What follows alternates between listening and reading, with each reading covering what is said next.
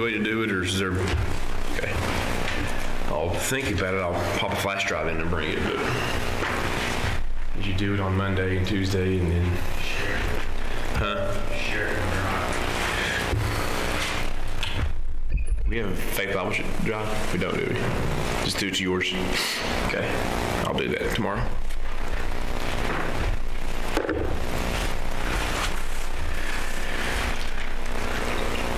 So here is our the heading here. Pippa liked. This book came in, and I pulled it out. She Samson. She likes the story of Samson, so she enjoys seeing that. Brings me my book. Make sure I bring it with me, because Samson's on the cover of it. But failing people with faithful God is again the theme of this. And we looked at this last week. You can start right there. Israel's failures, faith and failures. And we looked at the contrasting episodes, started off with first couple of verses. And then Judah being essentially charged to be in charge, and how they asked, who's going to lead us. The first time we saw that in Judges, we don't see it again to the end of Judges, and kind of essentially turning to God first and asking Him, how should we attack this problem, essentially. And we saw the successes that happened because of it. Brought us down to the second point, attack on the Benjaminites, because they weren't doing what they were supposed to. So in fact, almost kind of killed them out because of their disobedience, and how found hope in Shiloh there. They had to run around and catch the women for wives, because they had pretty much lost everybody because of their disobedience, right? And that's kind of what we looked at last week. Go ahead, Chad, why don't you bring that map up. Perfect. Okay, now this is kind of hard to see for you all because it is really small. This is the area region here we're kind of talking about. You can see the little box around here where Gibeah and Shiloh's at. We got Gilgal here, Jericho's here. There's the Dead Sea. So there's kind of see where the area of where that we're at as we're moving in. Not us, but the story narrative we're following here as they're moving into the Promised Land, and kind of see kind of the areas where we're at. This is the period of the Judges. This is where we'll be the whole time, right? As we look through the book of Judges, all these different places you'll talk about, you'll see all these different tribes and other nations that are in there as well.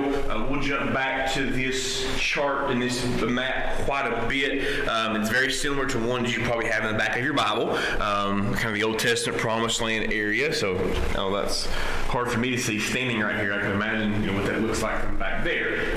But you kind of get the general idea. Go ahead, should be one more up there.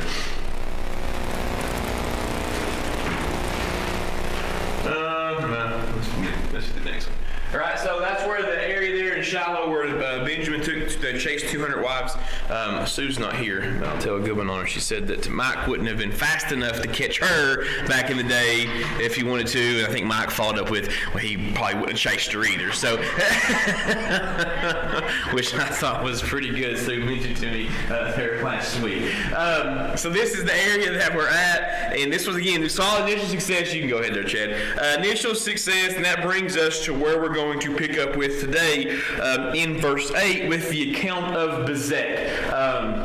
Where initial success is 4 to 18, and the failures are kind of. We got into a little bit of this last week. We kind of finished up with Abimelech, who we know had 70 of his own family members killed to try to become in charge of Israel, and then God, of course, in response to that, paid Abimelech back for his wickedness by having him injured and then eventually killed in battle as well. We also saw some of the brutality last week that is in the book of Judges. Of course, the one king there that we saw cut his toes and stuff off because of the things that he would do to the people that he captured, had him eating like dogs at the table, and kind of mentioned why there's so much brutality and some violence in the book of Judges.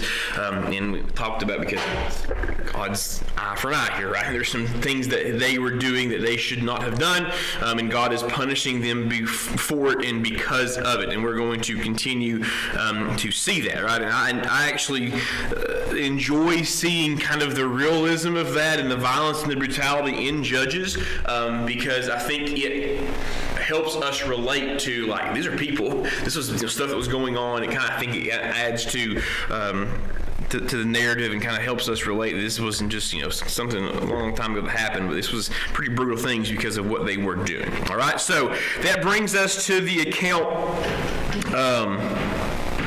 of Bezek, starting there in verse 8. And again, we have the attack of the count of Bezek here, which follows kind of all along the lines with the attack on Jerusalem as well. And we are going to begin to see and continue to see, like, God's judgment here of these people, either Israelites or non-Israelites. We're going to see both of those things happen all throughout the book, but his judgment is always just, right? It's always deserved. It's always just. It's exactly what is needed when it's needed and why it is needed. Okay, sometimes we may not see it as fair, but I've stood here and said this many times. God is not fair. He is just simply just. We don't try to measure and stick of what we think is fair. It doesn't work in what God is. He's just simply always just. Now, with this judgment, that we're always going to see the triumph of his grace, the triumph of his mercy at those deserving of his justice when they come to him in faith. Right? It's kind of the underlying thing that kind of always takes place here. So verse 8, Bezek account followed by the report of attack on Jerusalem. The children of Judah take Jerusalem here, strike it with the edge of the sword and set it on fire. And we see at this point, as we get into verse 8 here in just a second, you can see at this point pretty apparent here that Judah was successful in taking Jerusalem, but apparently they don't go in and occupy the city. Okay. As a matter of fact, the account in Joshua says that they were ultimately unsuccessful in taking the city, but there's some other victories kind of going on here. So let's go to verse 8 of Judges chapter 1. Now the children of Judah had fought against Jerusalem and had taken it. I think this is really interesting because we automatically correlate Jerusalem with what? The Jews, right? And we do. That's just kind of it. At least I do. We just automatically. Initially, that wasn't the case, right? They had to go in and take Jerusalem over, or try to capture it. And we see the beginnings of this. And of course, that's been the main fight there on the Gaza Strip for hundreds of years because of this, between the Palestinians and Palestinians and the Jews, the Israelites, as we know it now, and the Iranians too. But kind of see the first evidence here of them realizing of what Jerusalem could be, essentially, or what it would be. So they fought against Jerusalem, had taken it and smitten it with the edge of the sword and set the city on fire. And afterward the children of Judah went down and fought against the Canaanites that dwelt in the mountain in the south and in the valley. And Judah went against the Canaanites that dwelt in Hebron. Now the name of Hebron before was Kirjath Arba. And they slew Shishai, Heman, and Talmai. So 8, 9, and 10, we see some successes here of the Israelites as they are having some wins in battle. Okay, if you jump back over just a page over to Joshua chapter 15, or a couple pages over to Joshua chapter 15, and look at verse 63.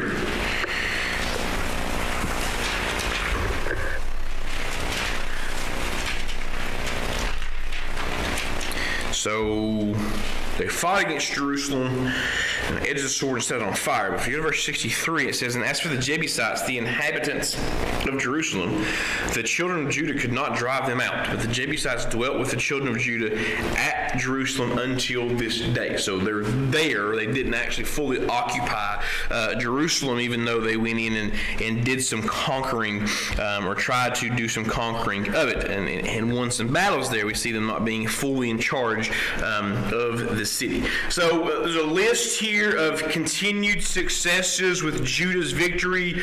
See verse 9. We see them winning against the Canaanites in the mountains. We see them in the south, down in the lowland as well, having some successes. The Judean hill country, Hebron was secured here in verses 10 as well. If you look down at verse 11 of Judges chapter 1, we see another win. Thence he went against the inhabitants of Debir, and the name of Debir before was Kirjath-Sepher. So we see them fighting against them as well. This would have been along the coast that they had a fight with.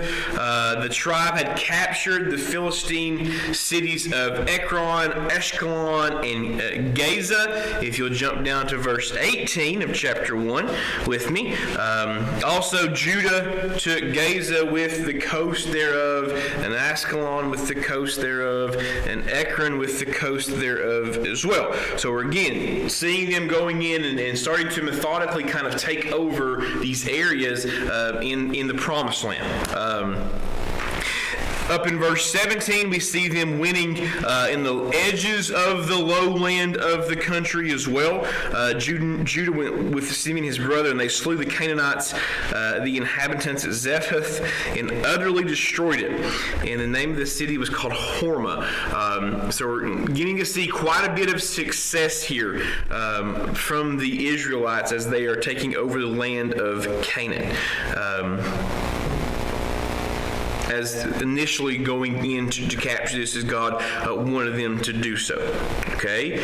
Now, jump with me to Numbers chapter 13. Okay? We're going to see the first judge here kind of happen now after we've had some success of the Israelites. Numbers 13, and we're going to go to one verse, and we'll look at verse number 6, and we're going to jump right back over, back to Judges. Just kind of show you where this comes from. Judges 13, verse 6. Of the tribe of Judah, Caleb, the son of Jephunneh. Okay? Keep that in your mind, all right? Of the tribe of Judah, Caleb the son of Jephunneh. Just kind of keep that present. Now go back to Judges with me. And we see the first judge being raised up here in verse 12. In the beginning, the groundwork here for the first judge to be raised up. So they've conquered Debir. The name of Debir was before Kirjath-Sepher. And Caleb said, "He that smiteth Kirjath-Sepher and taketh it, to him will I give Achsah my daughter to wife." And Othniel, the son of Kenaz, Caleb's younger brother, took it, and he gave him Achsah his daughter to wife. All right, so we see Caleb here of the tribe of Judah and Othniel was the first judge that is being raised up by the Lord to succeed Joshua after. Is featured here in the list of these initial successful battles. So for defeating Kirjath-Sepher, we see that Caleb gave his daughter to Othniel as his wife. Right? See there in verse number 12, and kind of see correlation to this over in Joshua. I mean, let's not flip back over there. It kind of just gives us more of where these people are from. Achsah then persuaded her father to add the upper and lower springs to the territory as well. So if you go to verse 14, and it came to pass that when she came to him, that she moved him to ask of her father a field, and she lighted from off her ass. And Caleb said unto her, "What wilt thou?" And she said unto him, "Give me a blessing, for thou hast given me a south land. Give me also springs of water." And Caleb gave her the upper spring and the nether spring as well. So we see Caleb here kind of being in charge, obviously had the ability to give some land out and give some territory out, so he's essentially kind of in charge of some stuff. Obviously, not just, you don't have just regular Joe Blow from the army trying to give out land, right? We see Caleb, this is here because he's the first judge that God kind of raises up, the first kind of person in charge that God kind of raises up to succeed Joshua after they've had these conquering successes in Canaan. Okay, that brings us though to verse 19. So we've seen now some really good stuff happening, right? Verse 18 verses, good things happening because again they very initially asked God, who goes up? What should we do? How should we do this? They're going to God first. Okay, it just takes 19 verses though, and things kind of take a turn. All right, there's a negative conquest report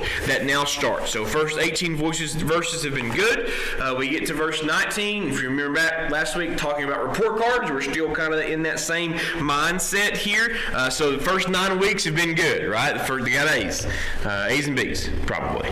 And now we get to the back 9 weeks and kind of see how they finished out the semester, right? How they finished out this first chapter. So the verse opens here in verse 19 with the presence of the Lord again, his favor towards the tribe of Judah, and in driving out these mountaineers. All right, so go to verse number 19, and we see, and the Lord was with Judah. That's a good thing. That means things are good.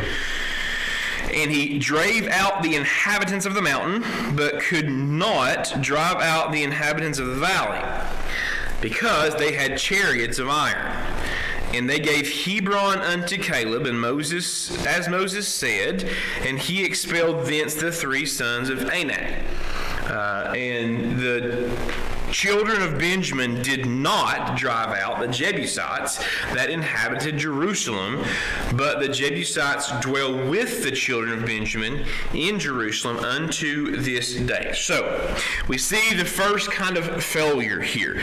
Judah was not able to get rid of the people living in the valley, right? And what was the reason given that he couldn't drive out the people in the valley?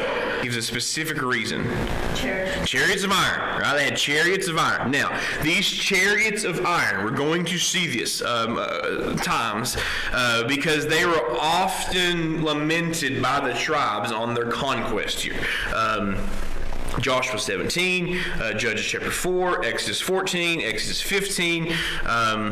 They're always essentially blaming or complaining about these tribes that have a little better technology, essentially, better chariots, better means of battling, despite the fact that if you think back in Exodus to the Egyptians, right? Did the Egyptians have chariots of iron? Yes, right. They did. They were some of the first to make them, and the large portion of those horses, the people driving those chariots in those chariots, ended up where? Bottom of the Red Sea, right? That's where they ended up. God was able to conquer them in that way. So essentially what we're beginning to see is a small level of doubt, right, in Judah and in the Israelites. They're fighting these people, but as soon as they see somebody got these chariots, we can't handle this. This is just too much for us, okay? So we see this being a problem for them. So back to verse 19. The Lord was with Judah and drove out the inhabitants of the mountain, but he couldn't drive out the inhabitants of the valleys because they had these chariots of iron. Now, do you think Judah's inability to drive out the lowlanders with the iron chariots, do you think that was a military problem or a spiritual problem?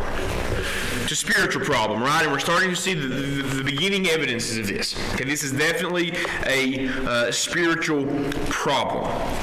Go with me to Joshua chapter 23. This passage here, verses 9 through 13, shed a little light on why they had trouble here getting rid of the chariot dwellers here in the low country.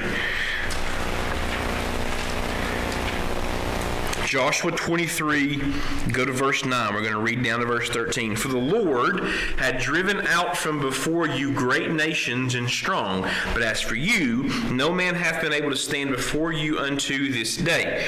One man of you shall chase 1,000, for the Lord your God, he it is that fighteth for you, as he hath promised. Take good heed, therefore, unto yourselves, that ye love the Lord your God. Else, if ye go do anywise go back, and cleave unto the remnant of these nations, even these that remain among you, and shall make marriages with them, and go in unto them, and they to you, know for a certainty that the Lord your God will no more drive out any of these nations from before you, but they shall be snares and traps unto you, and scourges in your sides, and thorns in your eyes, until ye perish from off this good land which the Lord your God hath given you. What light does this shed here on Judah's problem or inability to drive out the iron chariots?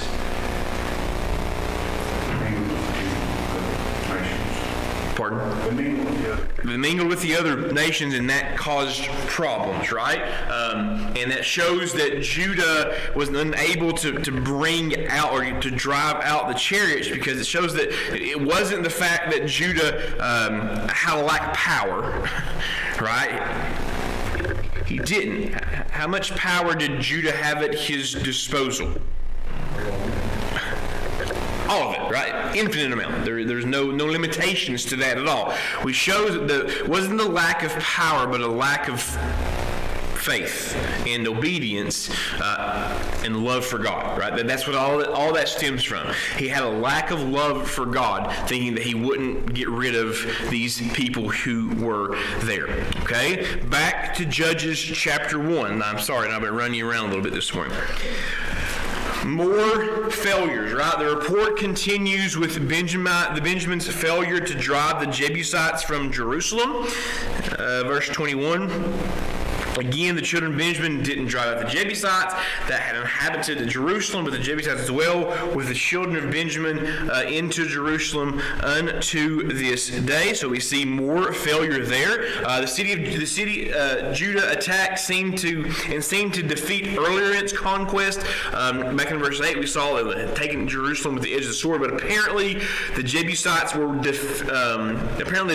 defeated, but were able to reclaim the city when Judah did not go in and occupy it. Therefore, Benjamin did not drive out the entrenched Jebusites from Jerusalem. And there's a key phrase there in verse 21, right? The middle part of it. They didn't drive out the Jebusites that inhabited Jerusalem.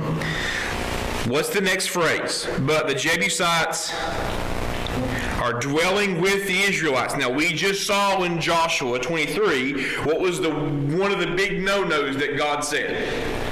Don't live with them, right? Don't dwell with them. Don't marry them. Don't dwell with them. Don't be in the same place with them. And get them out of there, okay? Now, we don't see that they're marrying them now, but if they're there amongst each other, eventually, just a fact of life, it's a fact of nature, it's going to happen, right? They're going to intermarry. The teenage boys are going to fall in love with the teenage girls, and they're going to get married, and it's just what's going to happen. And that's eventually, of course, is what does happen. So we see God told them not to do that, and they're doing it quickly. Now, the account there in Joshua, this wasn't like 100 years before they went into the Promised Land.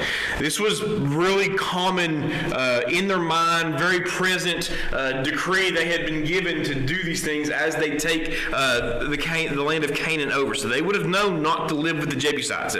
They would have known what a stark contrast this was to what God had told them to do. But they went ahead and did it anyways. So the dwelling with them, transition from success to failure here in chapter 1.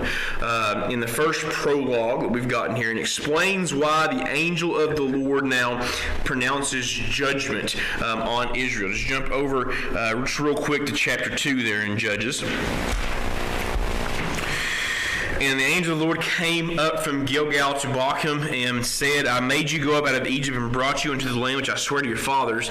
And I said, I will never break my covenant with you, and ye shall make no leagues with the inhabitants of this land. Ye shall throw down their altars, which ye have not obeyed my voice. Why have you done this? Wherefore I also said, I will not drive them out from before you, but they shall be as thorns in your sides, and their gods shall be a snare unto you. And it came to pass, when the angel of the Lord spake these words unto all the children of Israel, the people lifted their voices and wept, and they called the name of of the place of Bochum, and they sacrificed there unto the Lord. So we see the judgment that is poured out on them because of this. And that's the reason why, because they didn't do what they were supposed to do.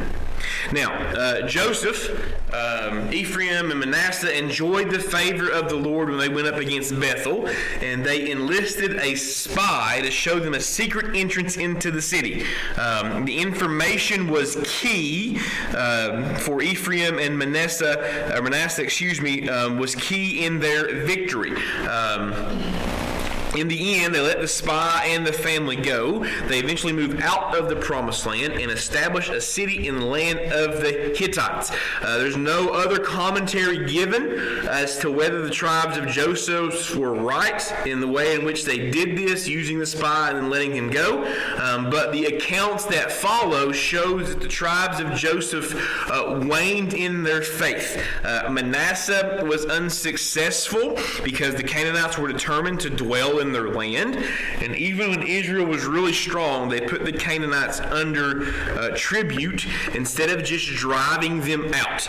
And as a result of all these things, and the result of the lack of the resolve, Ephraim, Zebulun, Asher, and Naphtali dwelt among the Canaanites. The Amorites determined to maintain their land holdings and force the Danites up into the mountains. All right, so back over there to Judges chapter 1. And we'll look at these different things kind of took place. Starting there in verse 22, you'll see some more the kind of what we just, the scripture here for kind of what I just summarized up. The house of Joseph, they also went up against Bethel, and the Lord was with them. And the house of Joseph sent to describe Bethel. Now the name of the city before was Luz. The spy saw a man come forth out of the city and said unto him, Show us, we pray thee, the entrance into the city, and we'll show you mercy. When he showed them the entrance into the city, they smote the city with the edge of the sword, but they let go the man and all his family. And the man went into the land of the Hittites and built a city and called the name of therefore Luz, which is the name thereunto this day. Neither did Manasseh drive out the inhabitants of Bethshean and her towns, nor Tanakh and her towns, nor the inhabitants of Dor and her towns, nor the inhabitants of Ibleam and her towns, nor the inhabitants of Megiddo and her towns, but the Canaanites would dwell in that land. And it came to pass when Israel was strong that they put the Canaanites to tribute and did not utterly drive them out. Neither did Ephraim drive out the Canaanites that dwelt in Gezer, but the Canaanites dwelt in Gezer once again among them. Neither did Zebulun drive out the inhabitants of Kitron, nor the inhabitants of Nahalal, but the Canaanites dwelt among them and became tributaries. Neither did Asher drive out the inhabitants of Acho, nor did the inhabitants of Zidon, nor of Alab, nor of Akzib, nor of Helba, nor of Aphek, nor of Rehob, but the Asherites dwelt among the Canaanites, the inhabitants of the land, for they did not drive them out. See some more of this, right? Neither did Naphtali drive out the inhabitants of Bethshemesh, nor the inhabitants of Bethanath, but dwelt among the Canaanites, the inhabitants of the land, and nevertheless the inhabitants of Bethshemesh and Bethanath became tributaries unto them. And the Amorites forced the children of Dan into the mountain, for they would not suffer them to come down to the valley, but the Ammonites would dwell in the Mount Heres, in Ajalon, and in Shaalbim. Yet the hand of the house of Joseph prevailed, so that they became tributaries.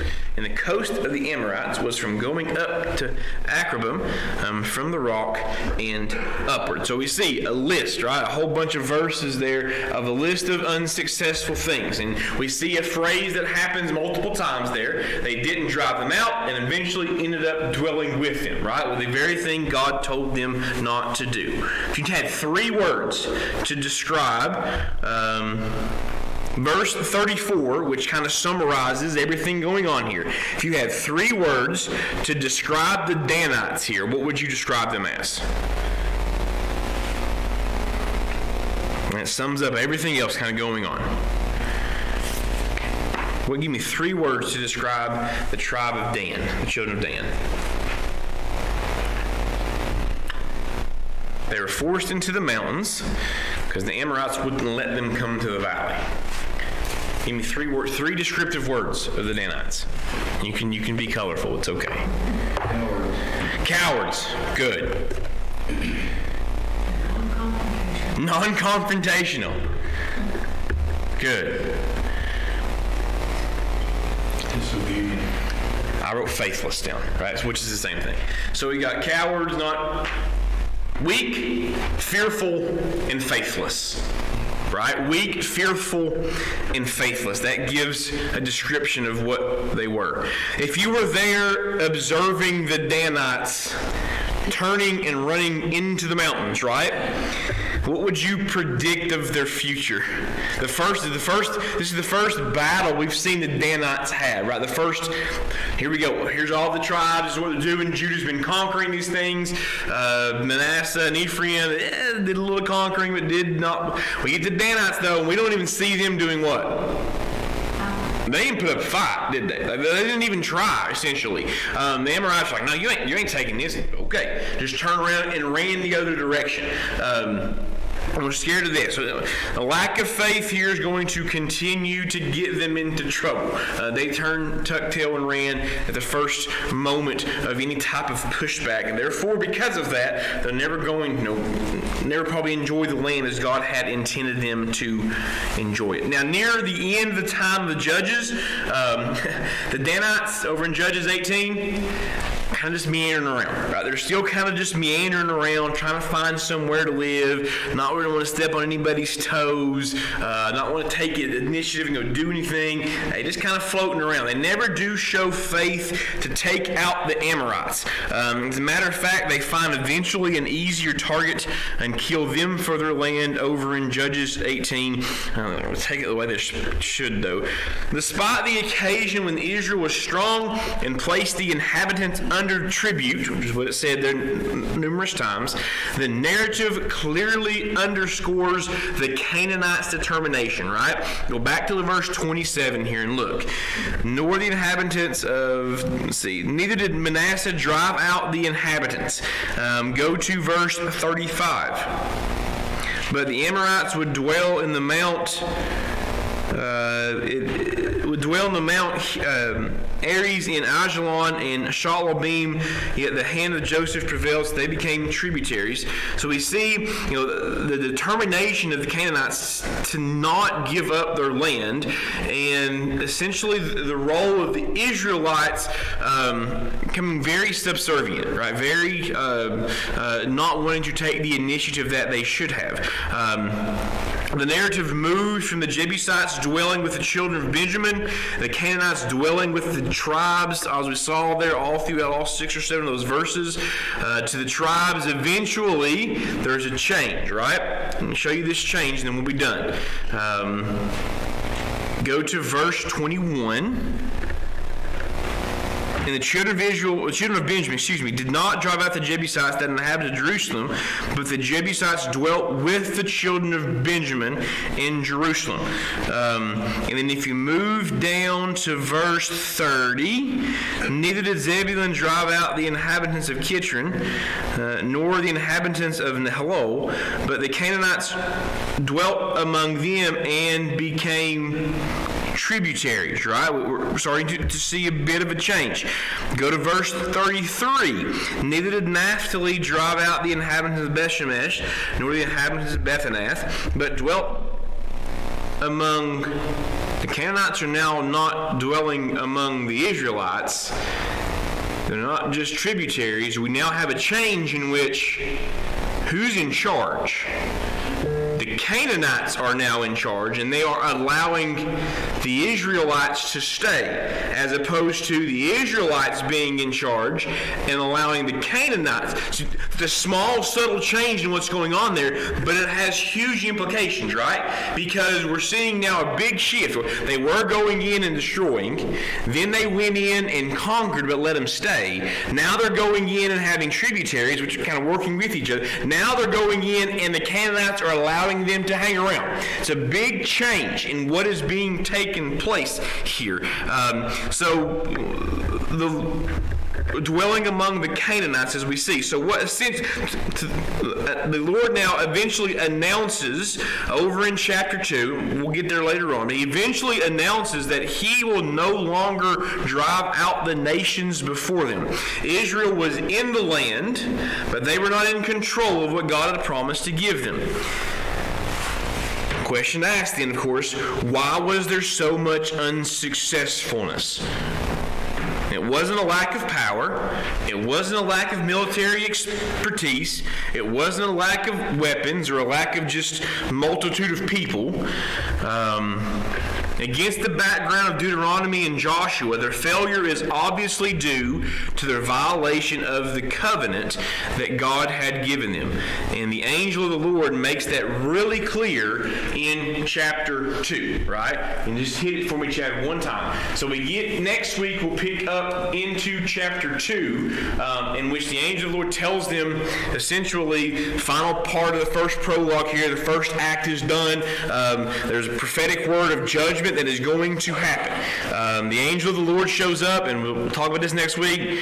Probably a pre-incarnate appearance of Christ coming down and telling them that there's a threefold judgment's coming because of your unfaithfulness. And this is what's going to happen. And then in the end, it is God's continued faithfulness to them, even though they have been unfaithful back. And that's what we'll get into next week, and hopefully be able to finish up. We'll finish up next week. We'll then look at Israel's report card through the first little prologue, or the first narrative here, and then we'll jump right into the second lesson next week, or third lesson next week. We've seen some unsuccessfulness to just full-on pull the plug, spiral out of control, water going down the drain as we move into chapter 2 next week. So that's what we'll do next week. We'll finish up, look at the report card, and then move into a whirlwind of unsuccessfulness because of their lack of faith. All right, let's pray. Heavenly Father, Lord, we thank you again for the lesson. Thank you for being able to look at the book of Judges and see the continued failure of these people, your faithfulness to them as well, which shows your grace and your mercy, but also shows the consequence that they have to deal with because of disobedience, Lord. And I pray that, again, we've said this a couple times now, we're going to continue to repeat it, Lord. Be an ever-present reminder to us of the success and unsuccess that follows faithfulness and faithlessness. And it's just as evident for us. We're conquering a land and going over and taking the promised land, but they're battles that we win every day, and that we can win or lose every day in our own lives, that tend to tilt on the side of us either being faithful or faithless. So I pray for such reminders of us as well. Blessings will follow as we are faithful to you, Lord, and the consequence will come when we're not. So as we continue to see this spiral down of the Israelites, your faithfulness to them, their rebound and coming back to you, and the blessings that happen, and the circle that continues, Lord, I pray it's a good lesson for us, Lord, a good introspective look that we can take in our own lives and our own relationship with you, and the successes and failures that we have or have had, in ways in which we can correct those things to be more successful in serving you as well. Lord, I pray for Pastor Rob as he comes here the next few minutes too, that you'll use him, Lord, this morning, keep us attentive to the word you have for us through him this morning in your name, I pray. Amen.